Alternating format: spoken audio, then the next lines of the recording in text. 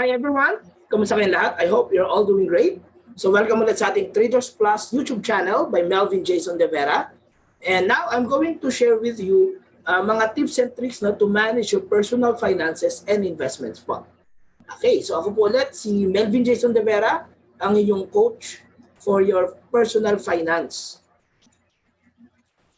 Okay, so lahat po tayo ay merong dreams, no? So we dream of traveling, or having our own house, our own car, or to enjoy lifestyle, no? Yung leisure natin. So for example, anong kotse ang gusto ninyo na mabili? SUV, sedan, no? O anong klaseng bahay? Saan nyo gusto mag-travel? Or anong gusto ninyong maging lifestyle, no? Or leisure? Do you want to play golf, no? Okay. Now, you have to turn your dreams into goals. So paano? Ibig sabihin, lalagyan nyo ng specifics. For example, kung bibili kayo ng sasakyan, anong uri ng sasakyan? Will it be a Fortuner or a Montero? Right? Or gusto nyo sedan lang? Will it be a Civic? Etc. And kailan nyo gustong bilhin to? Okay. Also, when you travel or plan to travel, saan nyo gustong magpunta? Okay? At kailan nyo gustong gawin? Alright. But, you know, having a goal without a plan is just a wish. So kailangan natin na lagyan ng plano ang ating goal. Alright. So kailangan nating maintindihan yung pinagkaiba ng savings at saka ng investments. Kasi meron po tayong mga maririnig minsan na naka-invest yung pera pero walang ipon. Okay. So savings basically is the amount of money left after spending. So when you receive an income, you spend, and then kung may natira, yun ang savings natin. Now, investment is not actually an expense, no? So, wag niyong tinitingnan na ang investment ay gastos. Ang investment ay ang pagtatabi ng pera, pag-engage nito sa isang asset or item or activity na meron kang inaasahang generated income from that, or baka mag-appreciate siya in value in the future. Alright? Yung halimbawa, binili mo ngayon, 100 piso ang isa, baka sa next 5 years, no, 120 na siya, o di may 20% ka ng kita doon. Okay. Now, the purpose of saving is basically for your emergency fund. Okay? So you have to set aside a fund na kung kailangan mo in case of dilemma, no, or financial dilemma, may mabubunot ka. Hindi yung kung meron ka kasing investment para sa future mo yon. So halimbawa, meron kang investment sa stocks. Kapag nagkaroon ka ng emergency, hindi mo dapat ibenta o i-liquidate yung investment mo sa stocks para tugunan yung mga short-term cash obligations mo. Dapat yung savings mo ang tutugon sa mga emergency mo, hindi yung investment mo. Alright? So, how much savings should you have, no? It should be at least enough to cover 3 to 6 months worth of your expenses. So, meron tayong tinatawag na liquidity. And you must be highly liquid para nang sa ganon, ang gagamitin mong pera ay yung nakatabi at hindi yung naka-invest. Bakit po? Kapag binunot mo yung investment, alright, pwede kayong masubject to exit fees or redemption charges, okay, o mga pre-termination fees. Bukod doon, parang ganito po yan. Tayo po, kapag nag-i-invest, kumbaga nagtanim ka ng puno. So, dodrawing tayo ng puno, okay? At ang pinakakita natin dito ay yung mga bunga ng puno. So yung mga bunga yung dapat nating pinipitas at iniipon. At ito yung mga panggastos natin, yung mga napipitas na bunga. Hindi nyo po dapat tapyasin yung buong puno kapag nangailangan ka, dahil pagka nawala na po yan, wala nang mamumunga. Wala na kayong mapipitas in the future because you already cut down the tree. Alright? Kumbaga, kung may gansa ka na nangingitlog, yung mga itlog lang yung kinukuha mo. Hindi mo papatayin yung gansa na nangingitlog. Tama po. Alright. But before you invest, no, do your due diligence. So ito ang lagi kong pinapaalala sa lahat po ng mga nagnanais mag-invest. Investigate before investing. Dahil napakarami po sa sobrang paghahangad natin na kumita ng mabilis, ng malaki, no, na hindi mapagod, nabibiktima tayo ng tinatawag na Ponzi scams, no, o yung mga investment scams. So yung mga Ponzi, ito po yung mga naghihikayat na sumali ka pero sila kaya naghihikayat ay meron silang makukuha mula sa kanilang maipapasok. So parang pyramiding po yan. Kumbaga, nagkakakomisyon sila o kumikita sila mula sa kanilang mga nare-recruit. Alright, so mag-ingat po tayo dyan. Red flag po yung mga yan. So ito po yung ilan sa mga listahan po. No? Pwede nyo screenshot yan para po ma-aware kayo. Baka may nagpapakilala sa inyo na isa sa mga yan, iwasan nyo na po sila. Alright. Pwede nyo i-check sa Securities and Exchange Commission na sa kanilang Capital Market Participants Registry System yung mga listahan ng mga authorized o yung mga legit na mga investment companies. Right? At hindi lang institution, pati yung mga professionals ay naka-register po dyan.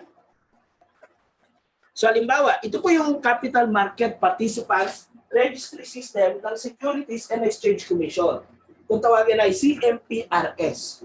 Alright, so dyan lang sa website ng SEC yan, ng Securities and Exchange Commission. Okay, so may dalawang tab kayong makikita dyan, yung kaliwa, institutions, yung kanan ay professionals. So yung institutions para po sa mga companies at yung professionals para po sa mga tao. So halimbawa po, ako po ay isa sa mga CIS ng First Metro Asset Management Incorporated or FAMI. So kung halimbawa ako ay nagpakilala, taga First Metro Asset Management po ako, gusto niyo siguruhin kung legit o legal ba ito? Tingnan niyo ho dito sa institutions under the CMPRS, no? Sa Capital Market Participants Registry System. I-type niyo po rito yung pangalan ng company, then click the search at ito po, lalabas po yan. So makikita niyo legitimate po ang company na yan. Alright. Ganon din po, yung professionals, pwede niyo ma-check. Okay, so halimbawa po, ako po, click nyo dito si professionals, tapos pangalan ay napilido, o De Vera, ako po yan, Melvin Jason. Click nyo yung search, lalabas po yan. Alright?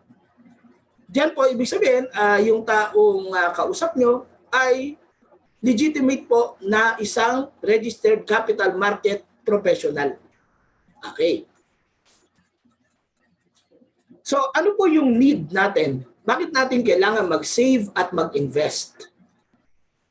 So kapag ikaw ay nagsisave o nag-i-invest, dapat po ay long-term ang mindset. Ibig sabihin ng long-term ay mga 5 years and up po. So the uses ng ating savings, una, for survival, to respond to our household needs. Then meron tayong mga big ticket expenses na tinatawag like house, acquisition, at saka pag-send ng college, o kids to college, paying tuition fees. So ito po yung mga big ticket. Ibig sabihin big ticket, hindi po ito madaling pitasin mula sa kinsenas katapusang sweldo. Kaya po ito ay pinag-iipunan po. At ito ang ating mga medium-term savings. And of course, we want to save for the retirement natin. Alright? Yun po yung ating pagtanda. Yun po yung dapat nating paghandaan. Alright? So ako merong i-share sa inyo. No? Share lang muna ako ng whiteboard. Alright? So dito ay magdo-drawing tayo. So, halimbawa, ito po yung buhay natin, no? Sa isang bilog na yan, natin ko sa apat. Okay? At nandito po yung ating mga age. Okay, so halimbawa, ito yung ating 0 to 20 years old.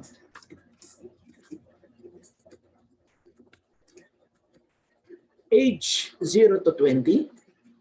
Ito yung mga 21 to 40 natin. Ito yung ating 41 to 60.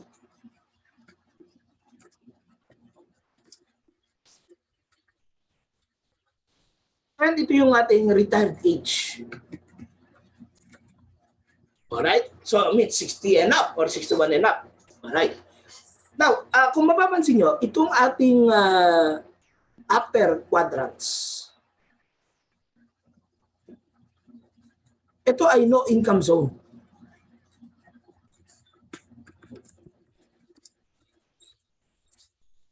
Siyempre, wala pa tayong kita nung tayo bata pa. No? 0 to 20 years old, nag-aaral ka pa, lumalaki ka pa lang, okay? Well, good and well for you kung meron kang part-time job, no? Age 18, pwede kang magtrabaho, okay lang yon, okay? But mostly, walang kita o walang income. Okay? Ganon din yung mga nagre-retire. So, ang income zone mo lang, so far, no, ay ito. Itong ilalim na to. Alright? Palitan natin kulay, gawin natin green kasi income zone. Okay, so ito lang po yung ating income zone. Kaya tanong, sa mga panahon na meron kang income, dito tayo sa 21 to 40 years of age. Andito yung mga firsts, no? Most of your firsts. Firsts, no? Job, car, probably house, no? Then, probably dito rin yung getting married. Hindi ko na ilalagay na first, no? Kasi baka mamaya masundan pa yung pagiging married. Joke na. Have kids. Yan. Ito yung starting out eh. No? You're just starting out. Okay. So, maybe your travels are here. No? So, mga first travel. Andito yan. Okay.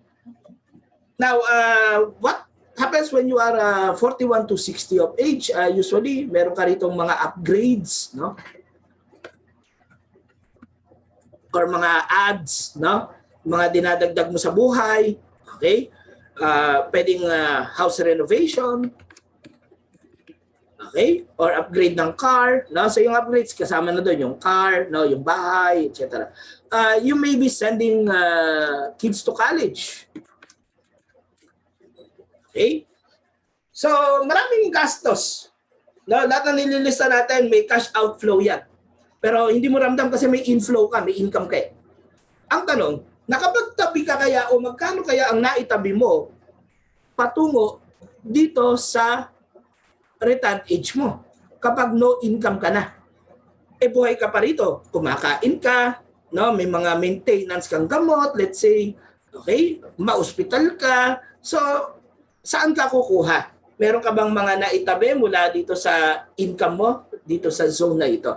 Alright, so I hope this is a good eye-opener for everyone. Okay, so ngayon, balik tayo dito. Okay, so again, to recap that, we need to save money to respond to our household needs. As parents, you want to be a responsible parent and you want to plan for a bright future para sa inyong mga anak. And of course, you must keep some emergency money because, you know, emergency comes in nasty surprises. You cannot predict when it will happen. So, kung ikaw ay young age, no?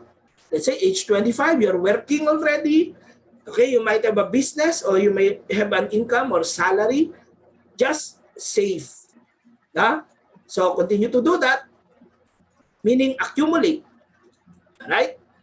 Up to your age 40, keep on accumulating, no? While you are young, be aggressive. No? You can invest in the stocks, you can go for business, etc. No? Continue to accumulate, but when you are at your age 60, medyo conserve ka na. Why? Because you're about to retire. So, ayaw mo nang i-engage into a risky investment ang iyong mga napaghirapan.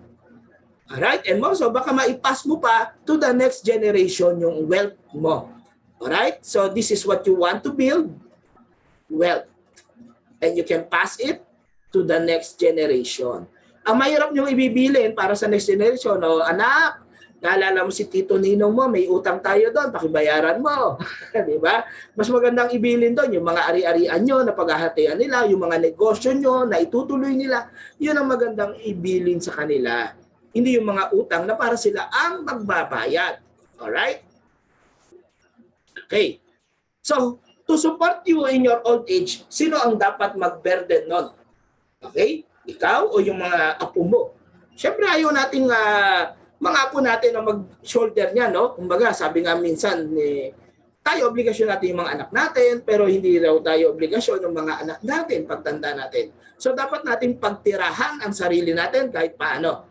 Alright? So, establish mo rin yung pagtanda mo. Paghandaan natin. Okay? So, the modern method is, kung ito ang income mo, dapat mas malaking portion ang naisa-save kesa sa nagagastos. Alright? Para po, makaipon talaga tayo. Okay. up to our old age. So savings can be placed in different outlets, no? Pwedeng earning 1% a year, earning 5% a year, or earning 15% a year. Now, this should matter because when it comes to inflation, pwedeng paliitin nito ang value ng pera natin in the future. Okay? But again, no? Para merong maipang-invest, dapat merong masave. Alright? Without savings, there's nothing to invest. Okay. But for you to be able to save, ito ang kailangan. Discipline. Alright? Yan po yung sangkap para makaipon tayo. So to save is easier when forced. So we are going to compare two countries, no? So one, we have the Philippines and the second is we have the Singapore. So dito makikita nyo, yung kanan ay maliit ang take-home pay, yung kaliwa malaki ang take-home pay. Alright. Now let's just reveal. So we're comparing Philippines and Singapore, for example, the same income bracket, tax bracket. But why is it that Philippines have a higher take-home pay? Bakit sa Singapore mas maliit ang take-home pay? Dahil sa Singapore may forced savings. Meron po silang tinatawag na CPF or compulsory pension fund, no? Na iniipit yung kanilang tinatapyasan mula sa sweldo nila at makukuha lang nila kapag nag-retire na sila. What about here in the Philippines? It's voluntary savings.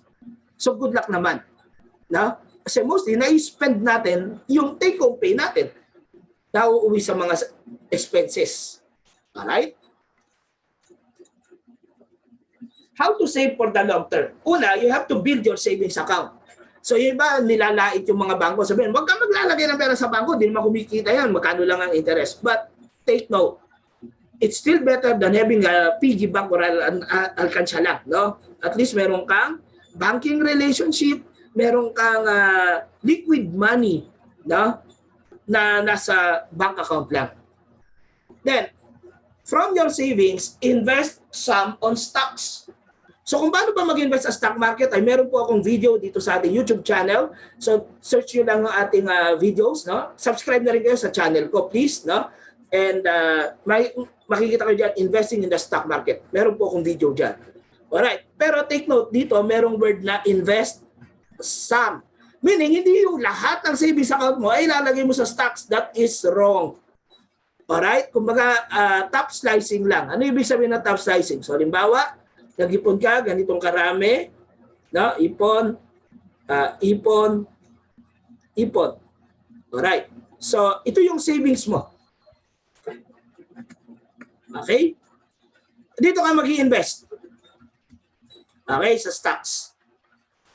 Dapat, ang nililipat mo lang ay yung ilan lang. So, ganyan. May natira ka pa rin sa savings. May nailipat ka na sa investment, pero may naiwan ka pa sa savings. Pag nangailangan ka ng pera, ang kukunin mo, hindi yung, wag yan ang kunin mo. Hayaan mo yan dyan. Ang pipitasin mo kapag nangailangan ka ng pera, dito ka babawas. Hindi dito sa investment mo. Nakuha niyo po. Alright. So, let the investment grow. Wag niyong silip-silipin lagi na, ay kunin ko na, pitasin ko na. Okay? So, investment is meant for long term. And then, keep investing. Pwede mo namang dagdagan yan para lumaki. Alright? So, halimbawa, hindi mo kayang bumili ng 1,000 shares ng Jollibee right away. But you can buy 10 shares of Jollibee kada bili, then do it 100 times. So, 10 times 100 is 1,000 shares. So, eventually, naka 1,000 shares ka rin. Okay? Hold your investment until your retirement. Okay? And then eventually, kapag retired ka na, tanggalin mo na siya sa stocks kasi medyo nga mataas yung risk.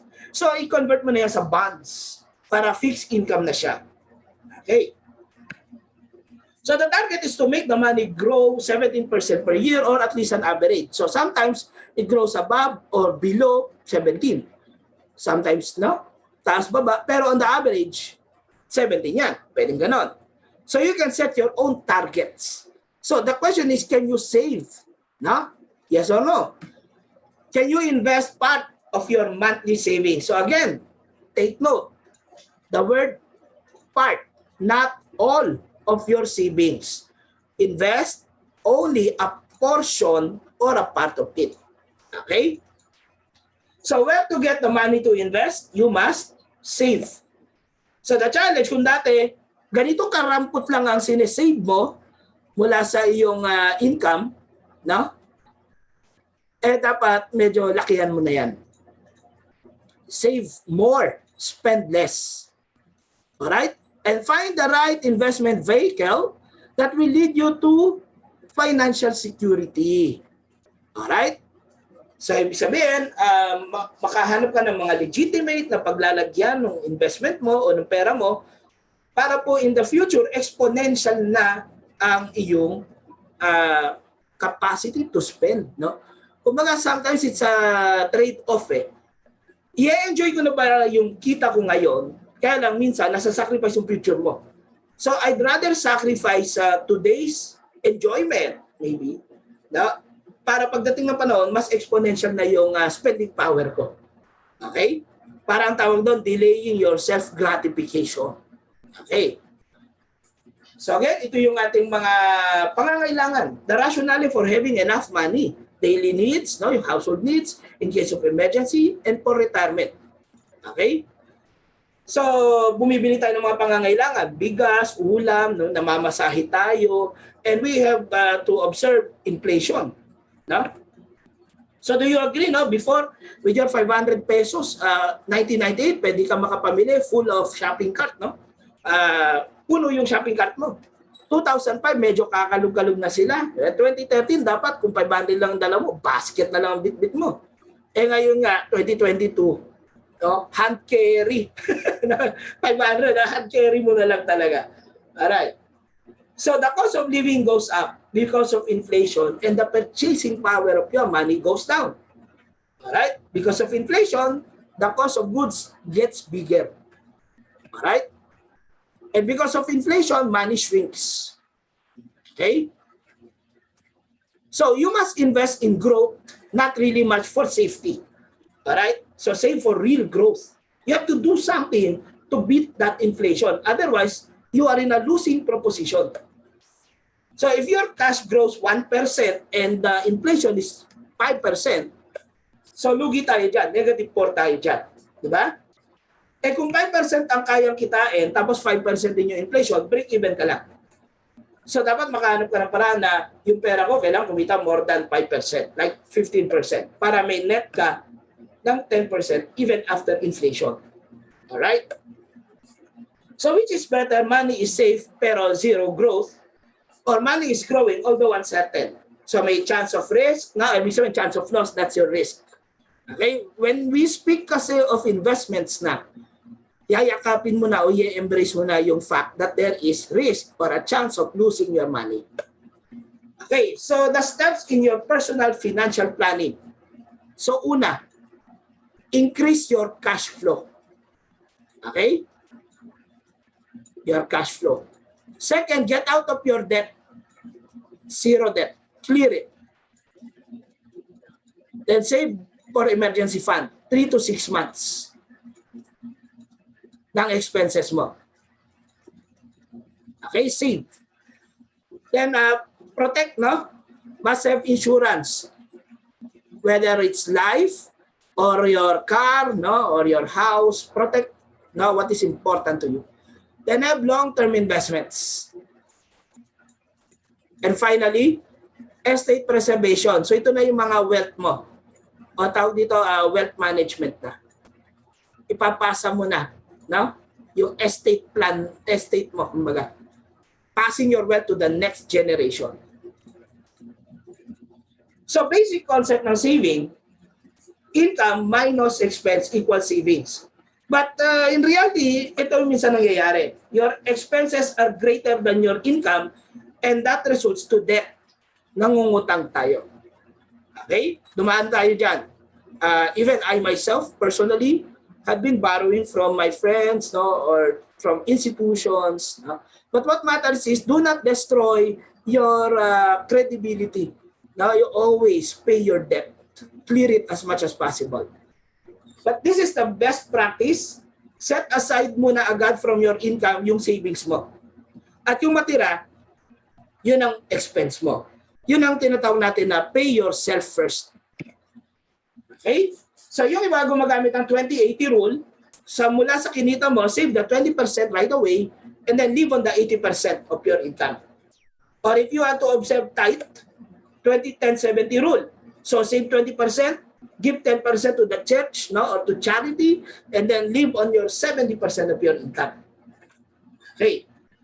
Now, cost cutting or cutting down your expenses is good. However, merong hangganan ang pagka-cut down ng expenses natin. Kasi may mga expense tayo na hindi naman natin pwedeng eliminate sa buhay natin. So, halimbawa, pwede ka mag-reduce ng consumption ng aircon mo o usage of your air conditioning unit, pero di mo na may bebenta yung aircon mo. Diba? Para lang mawala na totally sa buhay mo. Or you cannot cut down your electricity talaga, as in ipaputol mo, pwede mo lang i-save yung paggamit mo ng kuryente. Pwede mo i-save ang paggamit ng tubig, pero hindi mo ipapaputol yung tubig nyo. Nakuha nyo.